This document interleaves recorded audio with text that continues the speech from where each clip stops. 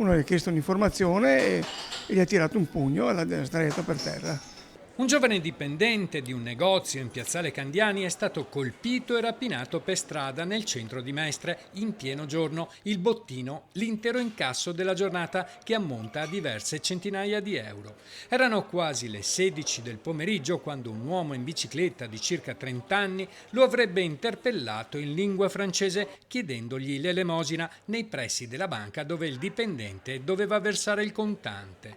Probabilmente solo una scusa per avvicinarlo per poi tirargli un pugno in pieno volto e rubargli il contante che aveva messo nella tasca posteriore dei jeans.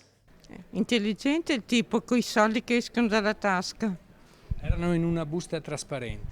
Bene, prendetemi. La polizia è intervenuta, ma il rapinatore ha fatto in tempo a dileguarsi. Rimane la paura per residenti e commercianti che da tempo prendono ogni precauzione per non farsi derubare. C'è da stare attenti. Altro che attenti. Infatti vedi, io cammino con il portafoglio davanti. Però cosa vuole? Periferia ancora peggio. E non c'è niente da fare. Bisognerebbe tirare le orecchie, ormai non serve più. Dobbiamo prendere provvedimenti più solidi, più tenaci, perché questi ragazzi non li tieni più.